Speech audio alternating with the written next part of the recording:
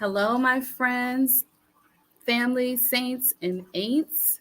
How are you? It's Thursday, time for some radiant rap where I like to share and talk about things that can help us to be healthy and whole. And this week I have a question for you. Do you know, do you know that you can reverse high blood pressure and diabetes in most cases? Do you know that? That's what we're going to talk about. Well, at least we'll talk about the high blood pressure because I've decided I think we should kind of um, divide it into two parts, right? Instead of all tonight. So we'll talk about the high blood pressure first. These are things that I think we all should know. I'm not a doctor. I want you to go see your doctor, right? I'm not a doctor. I'm not diagnosing anything. I just want to share information because sometimes it's frustrating when I'm having these conversations and these are things we're not clear about or we're ignoring these things. So we shouldn't ignore them. So, Radiant Rap, that's what we like to do. Talk about things that can help us to be healthy and whole, like rest and activity awareness. So, some of this is activity awareness, our diet, introspection, which is our prayer and meditation, agua, hydrating, of course, note taking, journaling, writing stuff down, and training. Uh, each week, I'm talking to me. I'm not just talking to you, I'm talking to me too. Um, so, yeah, let's talk about strategies um, that we can do and use for reversing the effects, which is really managing um, blood pressure and diabetes. Sometimes, yes, you can get your blood pressure to come all the way down. Once you're diagnosed with diabetes, like pre-diabetes or diabetes, you're going to have that prognosis and then you manage it, right? Okay, but let's just talk about the high blood pressure tonight. And then talk about some strategies, some smart strategies, things that you can do that are sustainable, that are manageable, that are attainable, that are relevant and time based. I'll go back to that in just a minute. So, blood pressure, what is it? It's the measure of force in the blood of our arteries. That's what it is. And like I said, I just want us to understand layman's terms, right? I am not a doctor, but we should understand this. So, like 120 over 80, 120 is that top number, and 120 is a good number. The doctors want us to be 120 or below. Like 130, they don't like that number. It used to be, they used to say 140, but now they're saying 130. We don't like that number. And that's the systolic number. That is the number of the pressure of the blood in our arteries when our heart is contracting. That's the systolic number. And then the lower number, the 80, that is in between the contraction, in between the heartbeat. And they want that number to be no higher than 80, no higher than 80. Okay? Now, this is what I'm praying that we will do. I'm praying, do you have a blood pressure cuff at home? Do you have one? If I don't know. If you're over 40, I think you should have one in your house anyways. If you've ever gone to the doctors and your blood pressure was slightly elevated, you're borderline hypertension, I think you should have a blood pressure cuff in your home. That's one of the things that I believe that we can do to reverse or manage our blood pressure is to first be aware of it. You know, it's called a silent killer. It's called a silent killer for a reason. We don't want to find out, oh, I have high blood pressure when we have a heart attack or something like that, which are some of the things that high blood pressure is nothing to play with. And I know a lot of us will say, well, I don't want to go on medication, but we're not doing anything to manage it, or we don't know if it's being managed, because you could have normal blood pressure reading in February, and then you don't take your blood pressure again, you're not going to the doctors for another 6 months to a year, and you don't know what your blood pressure is. And sometimes you don't feel things. When it's really high, you can have headaches and, feel tired. You might get nauseous, but not all the time. And when you have high blood pressure, it is damaging your arteries. They become less elastic, which is where the blood has to go through, and that decreases the blood flow and the oxygen to our heart, and then it leads to heart disease. Okay? We can have a stroke. We can lose our vision from high blood pressure. We can have heart failure, a heart attack. Those are two different things. Like really, the heart failure is more like a gradually over time. It's when we can't get enough blood to pump effectively, pump to the various parts of our body, at least not enough of it. That's heart failure, where a heart attack is just like suddenly part of the blood supply is cut off or completely cut off from our heart. So that's the difference between those. So you can have that, you can get that. And kidney failure, that's a big one. Kidney disease or kidney failure is, you can get that from not having your blood pressure managed. So it's a really, really, really, really big deal. And also sexual dysfunction as well. Yep. High blood pressure, not being regulated, not being controlled. And can I tell you something, family? Like 140, 150, that's not good. Over 90, that's not a good blood pressure. Yes, of course, it's better than 180. Oh, mine was 200. That's horrible. These things, even if nothing happened catastrophic, it is impacting these other things. So ideally, this is what we want to do. And these are the things, some of the things that we can do. I just want you to find one because it can be sustainable, measurable, attainable, relevant, and time-based. Pick even one. There's three basic areas: meals, movement, and mindset.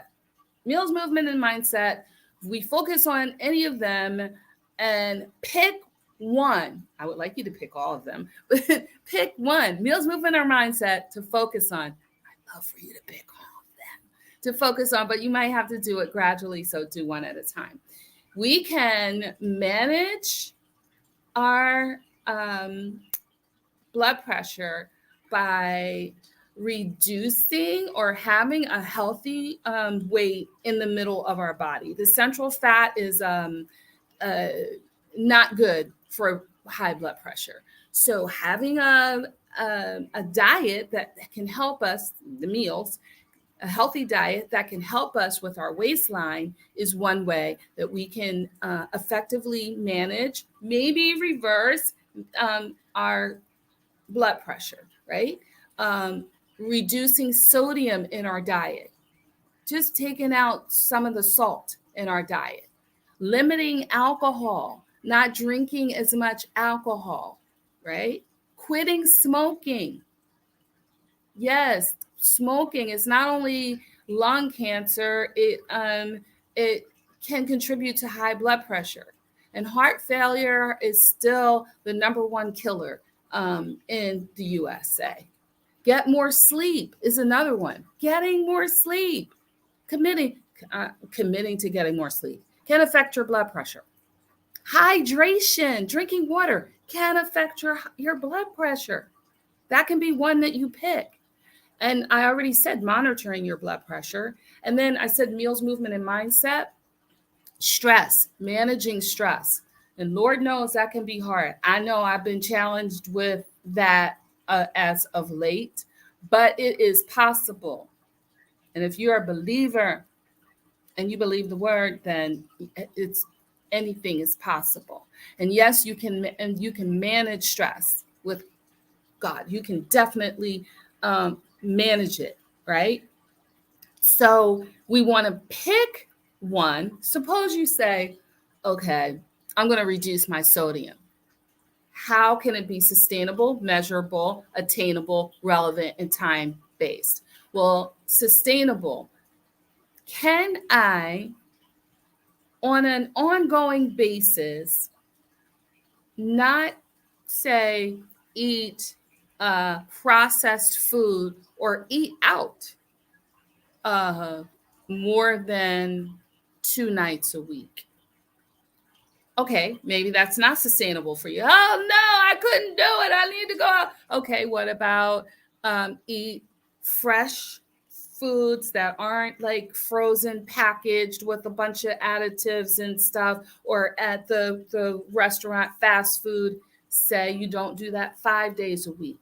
Is that sustainable? So you have to find what is sustainable. Quit smoking. I'm going to get a patch and I'm going to reduce, the amount of they're smoking uh,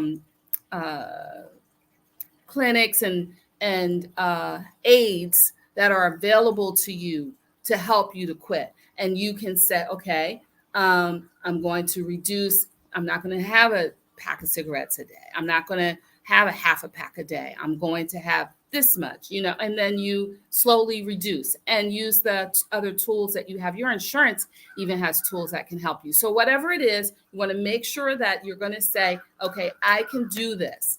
I can increase my water intake so that instead of drinking one glass of water, I can drink 3 glasses of water. I can commit to that. That is something that I can do it. If I put my mind to it, I can do it. It's measurable. So say it's I'm not going to eat out processed food more than 3 nights a week.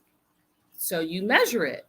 That's where you use your tools, your, whatever you're going to use, your app, your pen and paper. What days are you not eating out? Or how many glasses of water did you drink that day? Use a container, a big one, so that makes it easier to measure. Am I taking my blood pressure? I'm going to do it 3 times a week. So that I can measure that I did it 3 times a week. Download it. I have an app on my phone. It's My Heart. It's a free app. I think it had some advertising on it, but it's great. Because it puts the date in, all you do is plug in the numbers. And then when you go to the doctor's office, you have your spreadsheet really of them. You have not just the blood pressure reading. I just went to the doctor the other day and I went in there and she said, your blood pressure is high. And because I run into this office, I sit down, they call your name, Shannon, thick pen, you jump up, and then they put you on the scale, right? With all your shoes and jewelry, you want to say, can I take off my earrings and my shoes before you wait? I don't know. I have this thing, but you don't do it. So, you're going to have some extra weight on the scale, right? And then as soon as they finish that, they sit you down and want to take your blood pressure. And my doctor was straight up. She's like, yeah, because insurance they want to get you in and out. So it's not an environment really to necessarily get a really good blood pressure screening. And not unless you're real young. When I was young, it didn't matter. I could run up the flight of stairs and huffing and puffing, sit down. She'd take my blood pressure and it would be 110/65. It used to be like that. But now it's not. And so make sure it's measurable. It's attainable. It's something that you can achieve. I am eventually going to quit smoking. You can achieve that. I am going to get up to 40 ounces of water a day. You can achieve that. Make sure it's relevant. Well, if it's on this list, it's relevant. I'm going to go over the list one more time before we go. And then time-based. I'm going to do this 4 times a week. I'm going to do it 5 times a week. Whatever that is, it is measurable. So that's a SMART goal, right? So you want to make sure that it's time-based. I'm going to check my blood pressure 3 times a week. Sometimes I get on a roll. I check it every day because I really want to make sure it's manageable. And can I say this before we go? Because we're going to talk about diabetes next time. But make sure you take your medication. Say, okay, you feel like I'm going to do these things. I'm going to get it under control, so I don't need to take medication. If your doctor has prescribed medication, take the medication, start making the changes. And then the next time you go to your doctor, you have your readings, and then your doctor will prescribe a reduction in your subscription. And we want to. That's the other thing. On the other hand, so some of our thinking is, let me eat whatever the heck I want. Don't do any type of exercise, smoke, drink, do all the things, stress the heck out, and then I just take medication. Medication has side effects. Okay, anything natural that you put in your body, when you stop putting that natural thing in your body, whether it's a supplement or whether it's food, if it's natural, it immediately comes out of your body, detox. You pee it out, poop it out, whatever. Medication don't work that way. It takes months for meds to get out of your system. They have side effects. And so some of us are taking medication for anxiety, medication for blood pressure, medication for diabetes, and all of these things.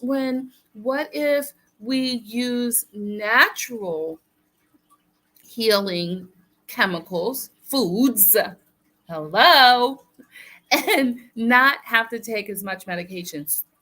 Then we're taking the minimal amount that we need. Some of us might not even need medication at all, but you might not need as much. And that is better on your body. You won't have the side effects. I can't believe nobody has anything to say to me, but that's okay. Maybe you'll have something to say after we sign off. So that's the list of things that we can work on. Pick them and make your SMART goal from the list. Okay, they're all that whole list is meals, movement, and mindset.